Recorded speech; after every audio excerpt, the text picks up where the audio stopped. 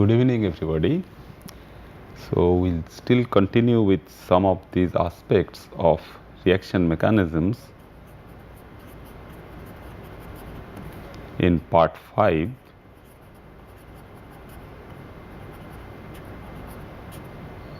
where we'll mainly discuss about the fate of the molecules when it goes for certain type of reactions, particularly when we consider their electron transfer behavior, when electrons are moving from one metal center to the other.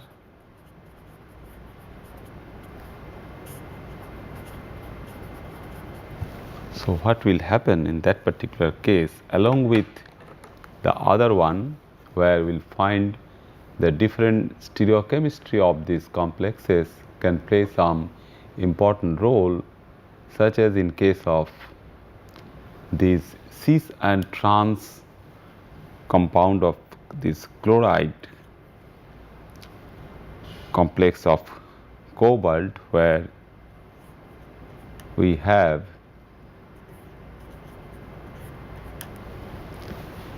these two chlorine atoms to the cobalt center. So, out of the 6 positions, 2 of them are occupied by chlorine in cis geometry.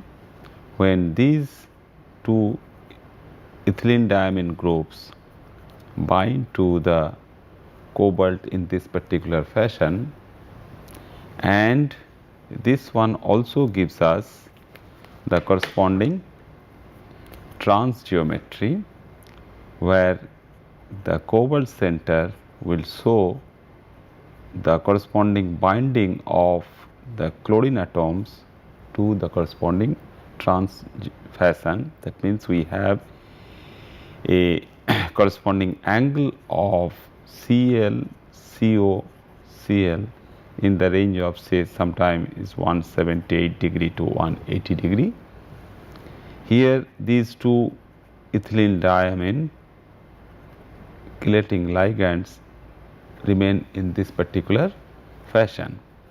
So, when these 2 molecules basically react with some substitution, and if we just consider that one of these Cl atom is replaced by some other incoming group, that means this can go for the removal, that means this Cl can go out and some new group, say X minus, can enter and take the position of either this Cl or something is happening on the coordinate sphere of this particular environment. So, what basically goes for there, we can have 2 options from there. One is, if this particular center, if it is a center where we see that if we consider the corresponding charge neutralization by the ligands as well as the other chloride atoms, we find that this particular molecule is electroneutral. So, the oxidation number on the cobalt can be assigned as +2. So, this +2, so cobalt 2, that means 2 plus, and its corresponding radius will be greater than cobalt 3 plus radius. So, these are little bit higher, the atomic radius or the ionic radius for cobalt 2 plus will be higher than that of our cobalt 3 plus. So, when we go for these, we only expect that if the corresponding size of the atom which is present over there, which can accommodate something, that means our this Cl can go away and our incoming X is coming to attach to the cobalt center. So, this is one particular situation where our coordination number can be increased to 7, where these 2 bonds are pretty weak. One is going to decay or going to break, another is going to form. So, This we can consider at the corresponding dotted line for these longer bond distances with that of our cobalt X and cobalt Cl. And another situation which can have, which is based on the corresponding coordination number less than what we have here, because here the coordination number is 6, and here after removal of the Cl minus, so minus Cl minus, and this is plus X minus. So we can have a situation where the coordination number is 5. So a pentacoordinated intermediate we can assume is forming at this particular point, and how this pentacoordinated species can give rise to the product, that will tell us whether we have the different type of geometry where from we are starting our journey on the cis complex. So it is a 5 coordinated intermediate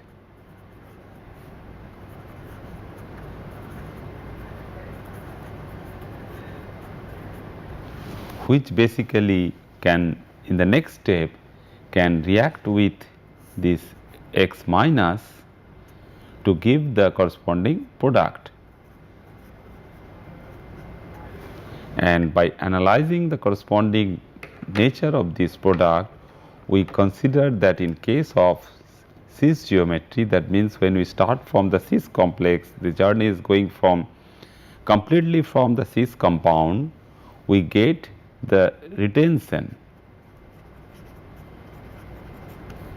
of cis configuration.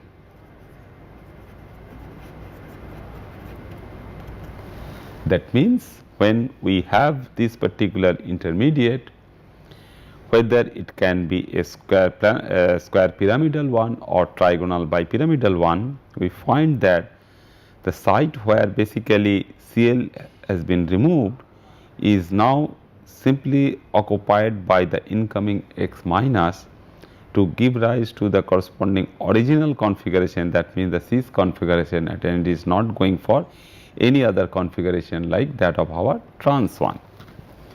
So these cis complexes, therefore we can say that this basically responsible for retention of the corresponding cis geometry. So this is one such example for these cis complexes of this cobalt which can retain its corresponding cis geometry. That means no other form is forming over there. But what about the corresponding trans complex? In case of these trans complexes, the situation is completely different, because in this particular case it can isomerize, and how this isomerization can take place, that will depend on the spectator ligand. That means the ligand which is present, and depends on the geometry of the activated complex, that means the transition state. So the ligands which are still present around the cobalt center, those ligands we are considering as the spectator ligands, and those spectator ligands, when they consider for the corresponding geometry, we can have again two different options. That means either it can be a square pyramidal one or a trigonal bipyramidal one. So in case of this trans complex, what we find that isomerization will take place. Unlike the cis form, in this case the isomerization will take place and is dependent on the position in 3 dimension where y enters. So now we will consider this as x is removing, we are removing x from the center. So for the trans one, we have the ethylene diamine, and we consider these now as the presence of these 2x groups. So we will just see now this y will enter by replacing these x groups. So the intermediate or the transition state what is forming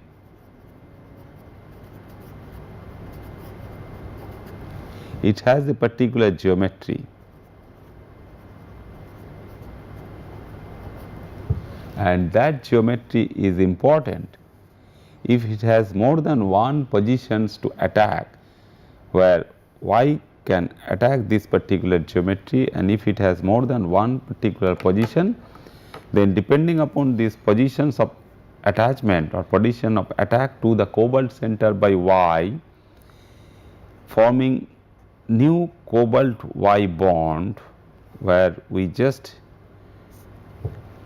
deleted one of the cobalt x bond, that means it is again a 5 coordinated one.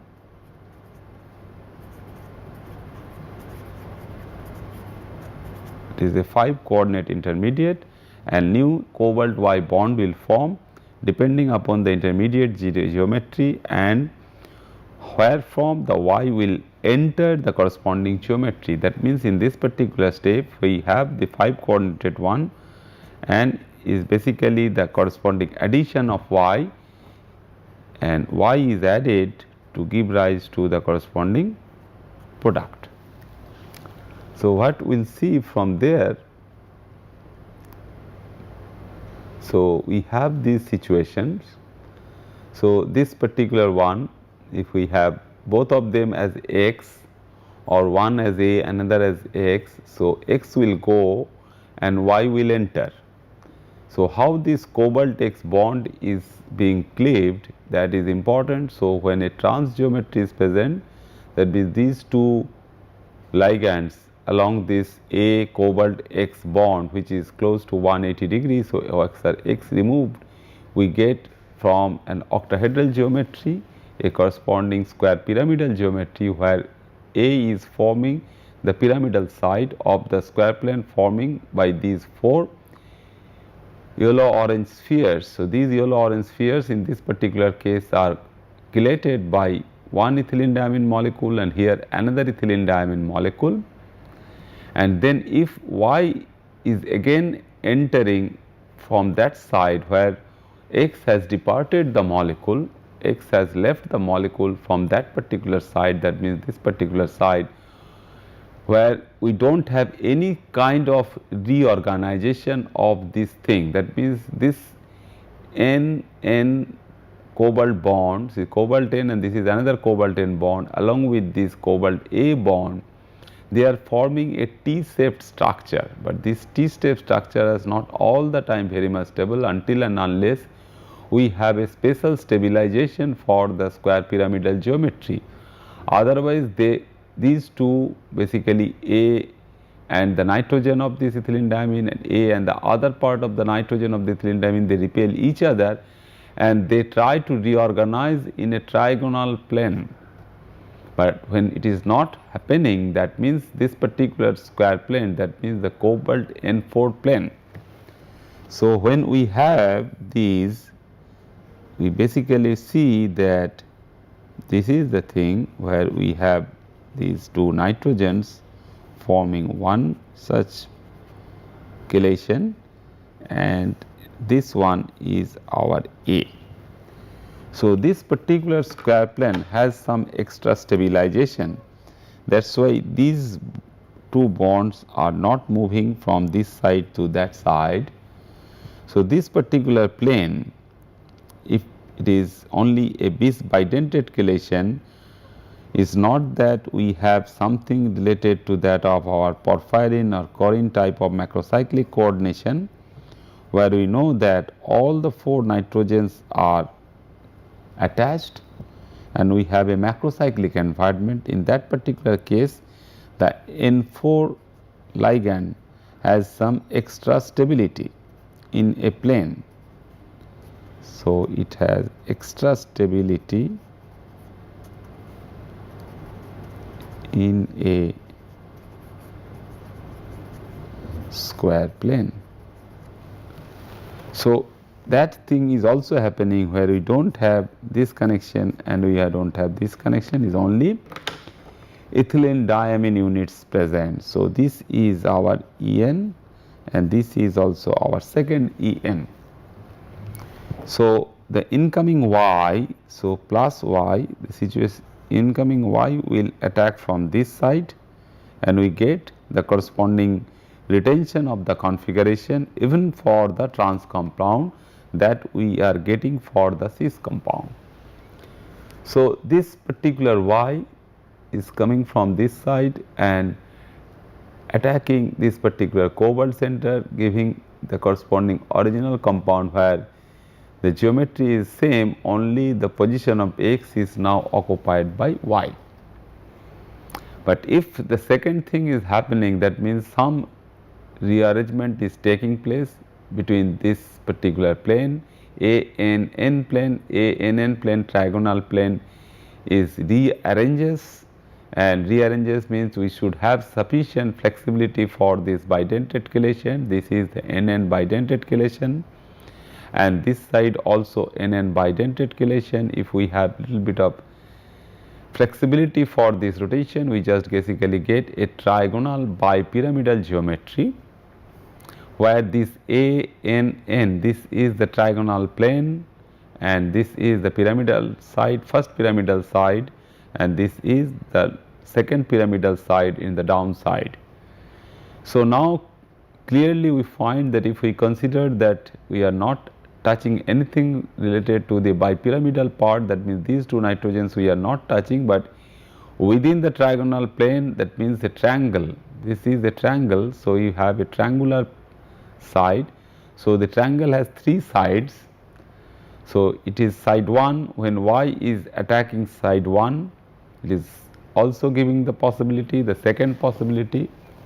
In second possibility, we have Y is attacking from side 2, this is the side, and this is the third possibility where Y is attacking from this side.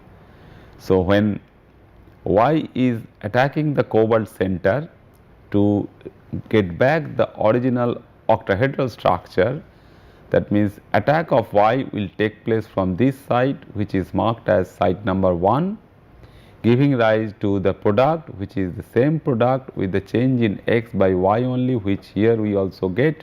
That means the retention of configuration, that means the trans configuration of the complex.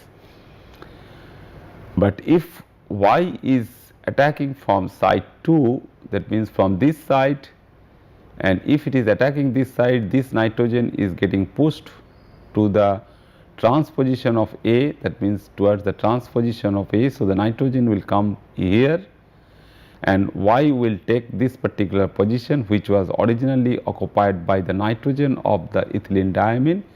So, we get one form where A and Y groups are in cis position. That means we have another form we are getting starting from the trans configuration, that A form which is a cis form. Similarly, we can attack from side 3, that means this side, that means between this A and nitrogen. So, between this nitrogen, so nitrogen again will be pushed towards this side and Y will try to take the position cis to A. So, like attack 2, here also Y will occupy a position where A and Y will remain in cis position towards this particular cobalt center. So, we get the corresponding cis configuration for this particular system. So, depending upon which particular side, depending upon the steric crowding and the size of this A and its electronic nature of this A which is there, that means we are considering this as the corresponding spectator ligand. Depending upon this nature of A also, we get both the trans configuration as well as cis configuration if the attack of Y is equally probable from these three sites, that means site 1, site 2 and site 3, will get the corresponding two isomers, that means the trans and cis isomers in 1:2 ratio, that means one part of trans isomer and two parts of cis isomer will get. That is the thing, like other organic chemistry reactions will find that one of the isomer will be forming in excess compared to the other if the all three pathways, that means all three attacking sites are equally probable. So, that gives rise to the two forms where we can get the corresponding things, and next we will see how the typical isomerization reactions can take place.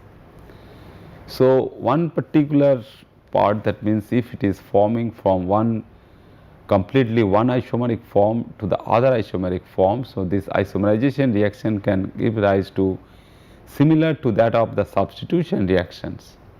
So far we were talking about a substitution of one particular group, that means the replacement of X by Y. X is removing from the system first, then Y is entering to the system.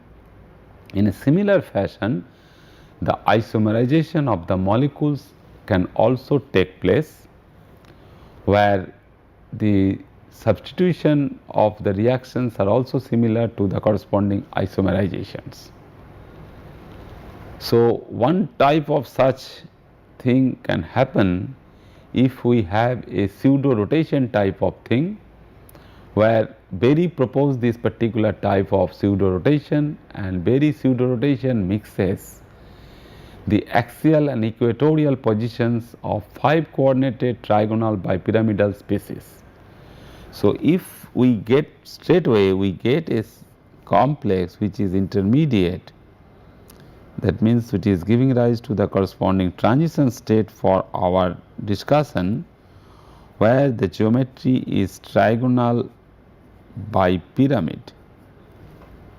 And in this geometry we know that we have a typical triangular plane, and this triangular plane is responsible for giving 3 bonds, and these bonds are we consider as axial bonds. So, depending upon the nature of the donor atoms present over there, it can be nitrogen or it can be chlorine for this type of compound what we are discussing in this class, and the other one which is above the triangular plane, which is on the other side, that gives rise to the pyramidal structure of this. This is basically the corresponding one. This is axial, and this particular one, this is axial, and these 3 are equatorial.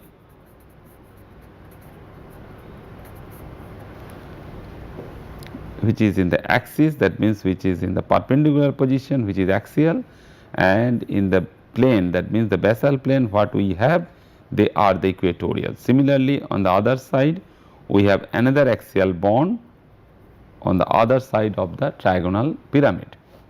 So, Berry proposes some kind of pseudo rotation of this, that means this particular geometry, this trigonal bipyramidal geometry can rearrange, and that gives rise to some situation where both square planar complexes which undergo associative mechanisms or octahedral complexes which undergo dissociative mechanism or intimate dissociative mechanisms involve a 5 coordinated state.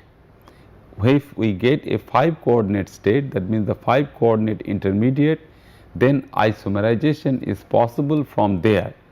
So, we have the octahedral complex gives rise to for a dissociative mechanism, that means one particular group is leaving the octahedral complex, giving rise to a 5 coordinate intermediate, and that 5 coordinated intermediate can undergo some isomerization reaction. So, we have this. So, this A means the corresponding axial bonds, and E means their corresponding equatorial bonds.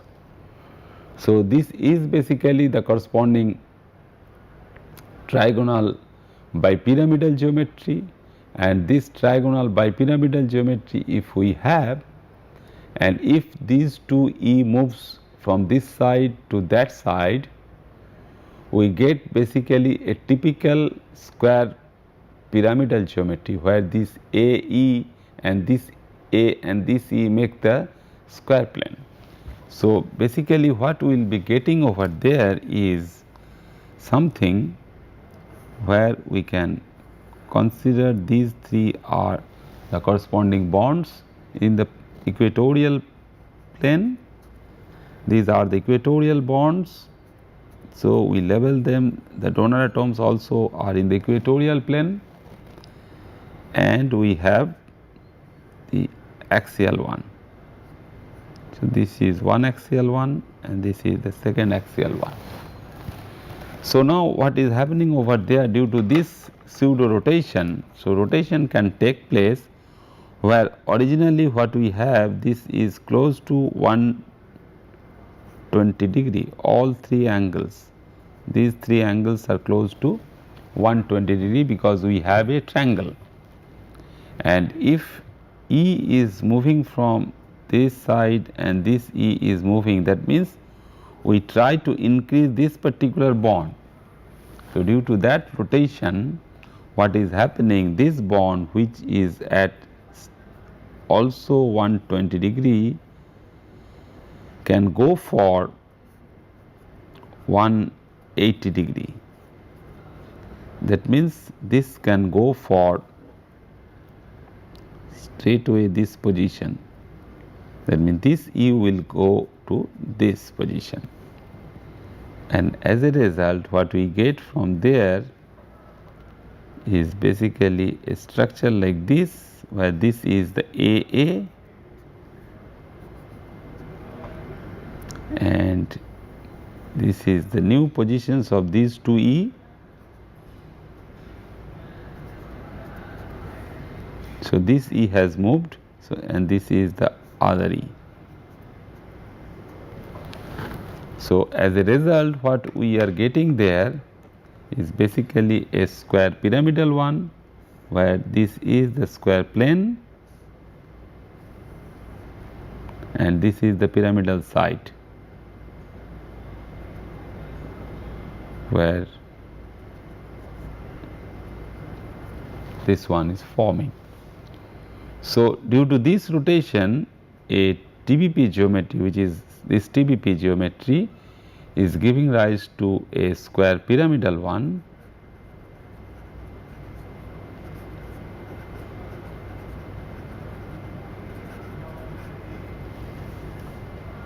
so this particular one. So within this 5 coordinate species, which is also true for typical 5 coordinated compounds, they can have the different geometry and they can also undergo some kind of racemization or isomerization reaction due to this movement. So once this group is forming, this can again further go for this kind of rotation along the same direction. So what is happening then the next stage, that once these two E groups have been moved, we get this one, where we know the position of this E, this E, this E, and these positions of A and A. Now these two A groups are moving instead of these two A groups, because these two A groups have moved sufficiently and they reach to some equilibrium position. Now once they reach to this position, these two A groups, these axial groups, so this particular one, so axial groups will start moving. So pseudo rotation basically mixes the positions for these bonds, that means the axial bonds and equatorial bonds are no longer distinguishable once we have some intermediate structure. So if we consider that, then if these are moving, that means this is basically this A cobalt A bond angle is 180 degree now, and if these two are moving, that means this A cobalt A bond angle will try to reach from again 180 to 120 degree. That means these two will give us this 2A along with this E, which is in the pyramidal side, because these two E's are in a line along 180 degree, which is perpendicular to that. This E, I mean this A, this E and this A will next form a new triangular plane. So a triangular plane is forming with this A, the other A, those two are moving, and the E which was originally present in the pyramidal side. So we have AE as the new trigonal plane, and EE will still remain in the 180 degree side, will then therefore the corresponding pyramidal side. So this will be below the trigonal pyramid plane, and this is above the pyramidal triangular plane. So, what is happening there? Therefore, from there we get something, some arrangement we will get where we will have a new triangular plane with two groups which are in the pyramidal side. So, these new groups will be presenting therefore as one as A, one as A, another as E also, and these E are the original E groups. So, basically what we find that we have moved from a situation where the starting molecule, say it can be the typical trigonal bipyramidal one, or it after dissociation of one group to this particular situation from the octahedral geometry, where we have all the equatorial groups are there and the axial groups are this side. So, we find therefore that very pseudo rotation can give us some situation where these axial bonds, the axial groups for the molecule, this is the start. We have started from this molecule and this is the end product. So, these two groups, these two axial groups which were present in the axial direction of the molecule, so these axial groups will now go to the equatorial sides.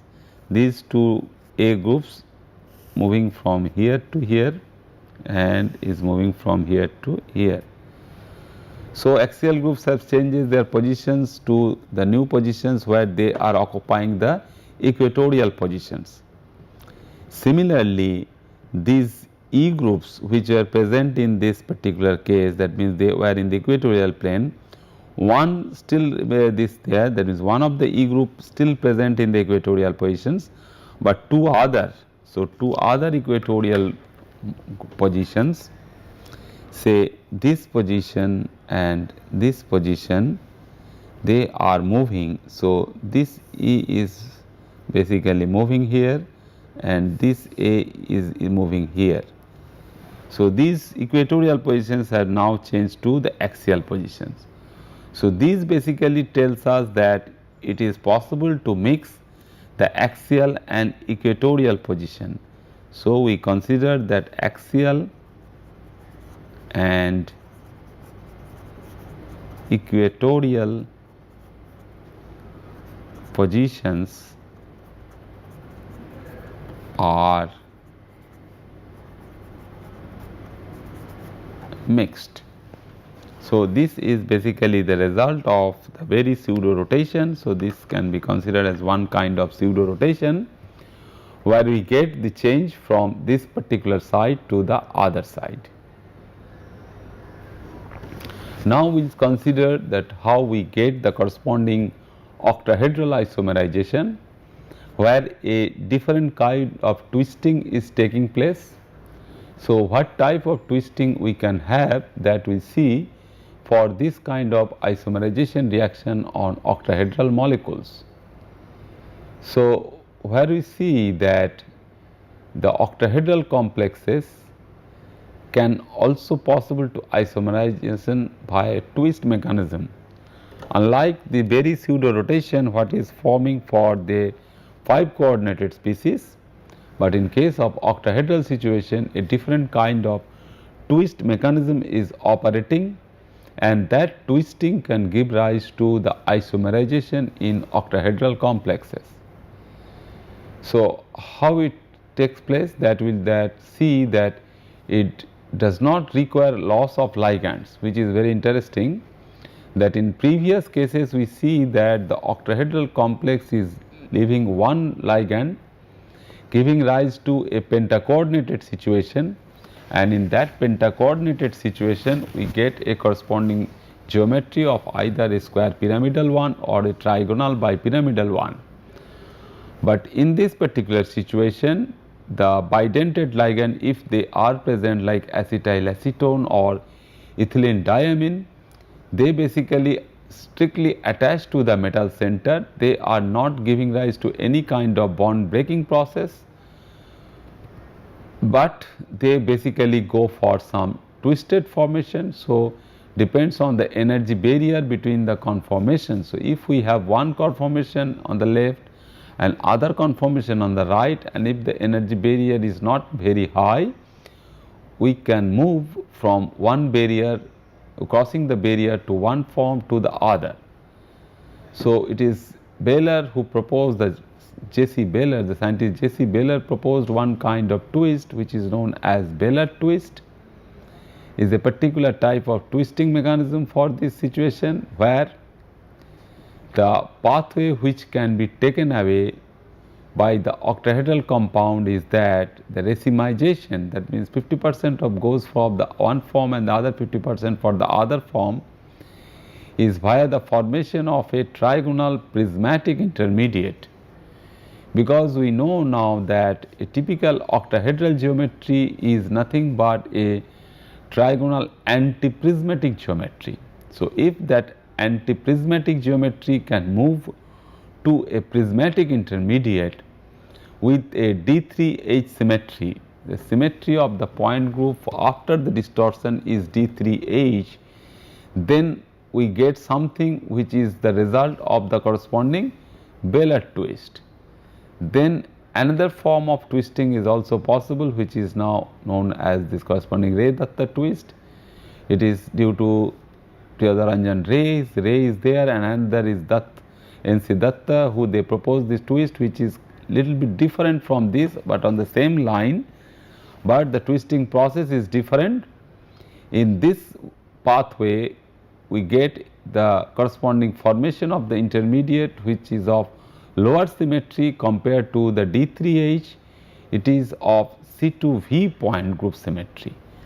So, what we basically get out of these, that we have this triangular face, this octahedral triangular face we know, and in a stirred structure, in a stirred fashion, if this is bidentate one, all three are bidentate one, we get this as a corresponding trigonal antiprismatic structure. So, it is trigonal antiprism, because this is one particular triangular face of the prism and the back is the other one, which is equivalent to our corresponding octahedral geometry. So, when this movement is taking place, we get this antiprismatic one to a prismatic one. That means, if we just move these two planes, that means if we just move this point overlapping to this point overlapping to this, and this point overlapping to this. So, along this particular axis, which is our C3 axis. So, along this C3 axis, if the rotation is taking place, so that rotation will move basically one plane over the other. So, what we will get? We will get this particular one, the back one.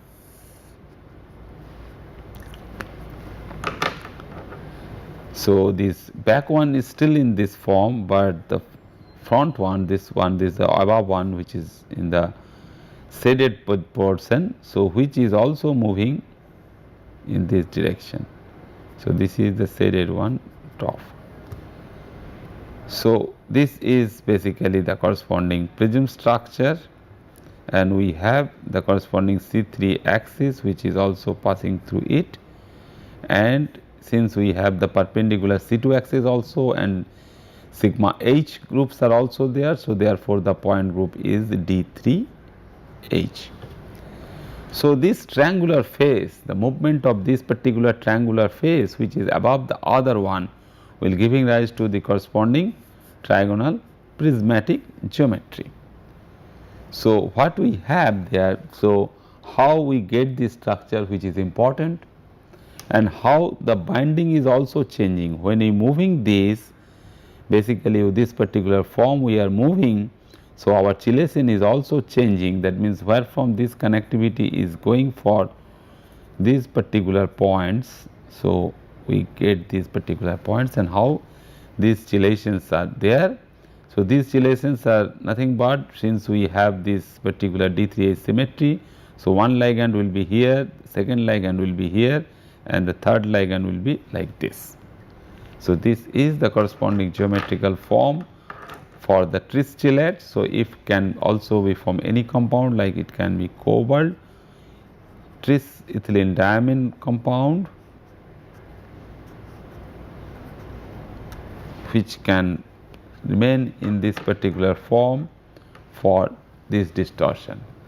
So, what about this particular other twist that we will see for this other type of distortion, and these two are therefore forming or going through the corresponding trigonal prismatic conformation.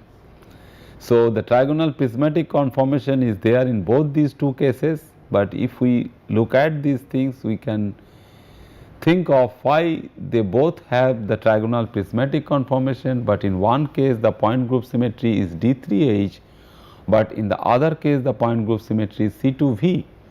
This is due to the connectivity of these vertices which are for this particular trigonal prismatic arrangement.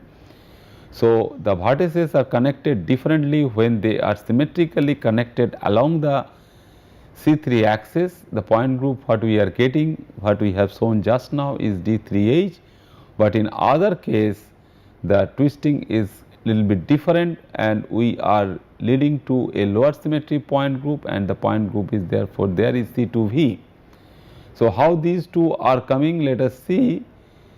So, in this particular case when we get this, so this is the thing, this is the octahedral geometry and these are the bidentate chelation. If it is around cobalt, the cobalt is sitting over here.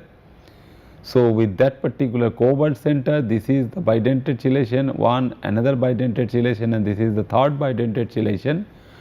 And when along this C3 axis the movement is taking place, so we get the trigonal prismatic arrangement, and this prismatic arrangement along these three edges which are parallel to the C3 axis. So, this is the C3 axis which is passing through this triangular plane, and this triangular plane also connecting toward this, and this is going up and the other side is going down for the C3 axis, and symmetrically these three bidentate ligands are covering the C3 axis, and we basically get that the corresponding geometry where we go for the other one. So, it is racemization is taking place for the movement from this particular form to the other form.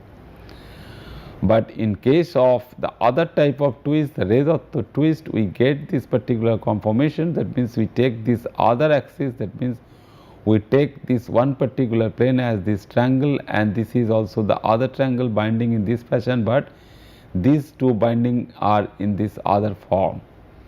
So, this is not for this particular axis, because for this case we have 4 C3 axis, and along one C3 axis we have shown the distortion if the movement is taking place for the other C3 axis which were there. So, for the other C3 axis which is taking place, that means this particular plane where we have this triangular plane where these two positions of this triangular plane are connected by this one ethylene diamine molecule, and another triangular plane which is there for the connecting of these two groups are by this bidentate ligand, then only we can give rise to the corresponding symmetry of this is different compared to the previous one. And there also this, if the movement is continuous one, that means from the trigonal prismatic arrangement to anti-prismatic arrangement, that means this is moving further, and that movement if it goes we get the other form. So, in these two cases what we get, these two forms, what we are able to get is that in one case how this racemization we can assess that due to this movement what we find for these molecules, the two structural arrangements are possible. So, this is viewing through one particular axis for this only, say, because the other one is from the other axis. This is not perpendicular to this plane, because we can have the other C3 axis are there, and along these other C3 axis we get the other twist. So, when it is showing from this is the Baylor twist, and from the other, which is the corresponding Ray-Dutt twist. By taking the other C3 axis, which is also equally probable for the twisting. So, when we get this connectivity, that means the bidentate chelation is from this side and from this also and from this also. So, this is basically giving, that means if we move from top face to the down, this is in clockwise direction. So, the isomer is the delta isomer. But if we go for this one, that means if it is in the other direction from top to bottom, this is from top to bottom, this is the top face. So, this is on the other direction, that is in the anti-clockwise directions, which is therefore the lambda isomer. So, due to all these things, we are basically ending up with getting these two isomers nicely. So, this twisting basically giving rise to the corresponding two isomers. One is the delta isomer, another is the lambda isomer, and racemization thus takes place due to simple twisting, because in no point we basically go for the cleavage of this bidentate chelation. Bidentate chelation remain intact for all these 6 positions, but some internal distortion, that means this particular connectivity is not very much fragile for this distortion, they remain it and they result it basically for the other form, which is the corresponding racemized form. So, that basically gives us for the corresponding racemization in the octahedral complexes, and then we just see that what type of reactions we can follow for the different electron transfers. So, the electron transfer reactions, what we know that they are basically responsible for the different types of redox reactions, and these redox reactions are basically responsible for electron transfer from one species to the other, and this particular is also responsible for the transfer from one side to the other. So, they all require the transfer of electrons, and when we see that this transfer of electrons can take place through the involvement of some species where this particular metal center we consider as M1 and the other one we are considering as M2. So, when they are reacting, they can be different also, that means one particular center can be a cobalt center and the other center can be a chromium center. So, if we see that this has a oxidation number of X plus and this has an oxidation number of Y plus. So, what is happening, therefore, the electron is moving from one to the other. That means, in this particular case, if we have the pair, that means if it is a cobalt in the +3 oxidation state, then this is one more higher oxidation state. So, it is a +2 oxidation state for. So, one electron oxidation will take place on this particular state. So, this is therefore a center where it can consider as a chromium center, which is going for one electron oxidation to a chromium 3 center. In a similar fashion, if this is the center where it is in the Y, that means if it is in the +3 state, it will be reduced to +2 state, that means it is Y plus and it will be Y minus 1 plus, that means it will follow some 1 electron reduction. So, in this particular case, what type of oxidation reduction can take place through this electron transfer is very important, not only for these different types of metal complexes, but also for biological system, because it is a very central process for many systems where we have the metallobiocytes are responsible for this sort of electron transfer processes. So, we see here that how we get some of these electron transfer reactions apart from the transfer we get for the different types of ligand exchange. Ligand is moving from one metal center to the other, but in this particular case very first reactions which are much faster than ligand exchange can take place. In that particular case it may involve some ligand exchange, but sometimes not, and very important in biological processes which I just told you, that it's also important for metal enzymes, different cytochromes, the blue copper proteins and all, where very fast electron transfer reactions can take place from one protein site to the other. So what we see here, that for a particular type of redox reaction we can have two reaction mechanisms. One is the inner sphere mechanism, where we get a particular type of reaction requires formation of bridged bimetallic species and which results in ligand transfer at the same time. That means if we can have a ligand such as that of the corresponding X, which can consider it as a X is there. So, X is the unique ligand, and that unique ligand can bridge two metal centers. One is the corresponding case, it is can be a cobalt center or it can be a chromium center. So, if we get this species like that, if we have a cobalt X pentaamine compound, X pentaamine whole 5 2 plus, which is reacting with chromium H2O whole 6 2 plus with the presence of 5 water molecules in protonated form,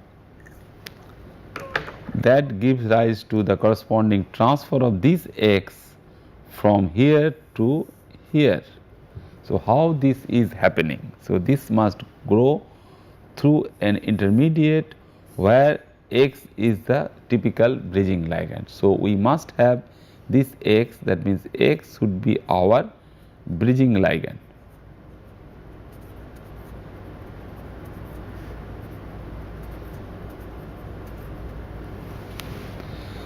So, in that particular case the ligand transfer is also taking place from one side to the other, that means it can move from the cobalt side to the chromium side.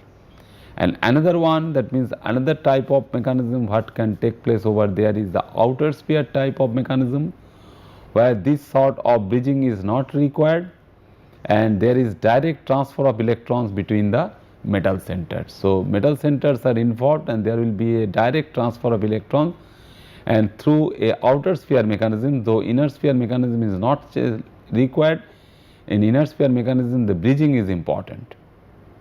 So, we find that in outer sphere reaction mechanism, when this outer sphere reaction mechanism is taken place, that electron exchange can take place between two separate and full coordination spheres. It is readily identified when no ligand transfer occurs between these species. So, the bridging ligand is not involved for the transfer, and it is easier to identify when complexes are inert with respect to ligand substitution.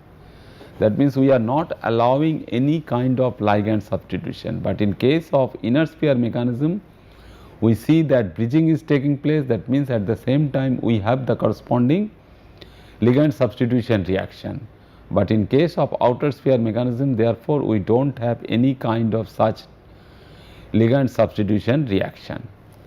So, in this particular case the Born-Oppenheimer approximation is applicable, and because the electrons are moving at a faster rate than the nuclei, so nuclei cannot readjust themselves nicely. By that time electron will take place in a very fast way, and rate of the outer sphere reaction mechanism can take place is dependent on the product of the oxidant as well as the reductant and the corresponding K value, and the complexes reorganization can be considered as a separate step from the electron transfer. So, reorganization step is different one, it also takes some time to reorganize, or that is why it is also dependent on the corresponding rate of the reaction. and in biology it is this form, that means the outer sphere reaction mechanism is therefore useful, which is most often used for this type of electron transfer reaction. So, what we see there, that Marcus equation is also applicable in this kind of transfer, and electron transfer requires vibrational excited states, and the shape of the potential energy will determine the rate of the electron transfer. So, Marcus equation, it proposes one particular reaction rate which can tell us that what type of electron transfer can take place, and different thermodynamic and kinetic parameters can be derived by using this particular equation. And the theory which basically predicts and correlates the rate constant of the reaction. So, whenever we have a rate, we basically find that rate for this outer sphere mechanism, which can be considered as OSM, the rate for the outer sphere mechanism is dependent on the concentration of the oxidant into the concentration of the reductant. And this particular rate constant for the reaction, this can be considered as K12 for species 1 and species 2, and this particular rate we find that K12 is the electron self exchange rate constant of the reactants K11 and K12, and the equilibrium constant for the electron transfer reaction K. So, there is some equilibrium constant for the electron transfer K. So, this K multiplied by K11 and K12 will give rise to K21, which is the self exchange rate constant. So, self exchange rate constant can be determined by knowing this particular equation. So, the product of these two, this K11 and K22, reflects the intrinsic barrier to electron transfer, and K is a measure of the overall reaction free energy, that means delta G0. So, this basically tells us some idea that how this thing can be useful for the outer sphere mechanism. If we just see that these two species are involved for that particular outer sphere reaction, we find that this can go for the corresponding electron transfer. One is getting oxidized and other is getting reduced for this transfer. Similarly, the cobalt center as well as the ruthenium center can have, and this can go for the corresponding transfer of electron between these two. And in all these cases, the coordination environment is not changing, coordination environments are remaining intact, and we can have a corresponding solvent cage for these two. So, these two are basically trapped inside the solvent cage, and within that particular solvent cage the electron transfer is taking place, and from this we can basically get the corresponding delta G0 value depending upon the corresponding energy state for the reactants as well as the corresponding products. So, in this particular case, the reactions which are about 100 times faster than ligand exchange rate reaction, the coordination sphere remains the same, and what we just now told you, that the rate, that means this R value is dependent on the K and the concentration of A and B. So, this basically tells us that in this particular case there is something which can be considered as a tunneling mechanism. So, outer sphere mechanism, which is also true for biological electron transfer, a tunneling type of mechanism is operating for that biological electron transfer also. Thank you very much.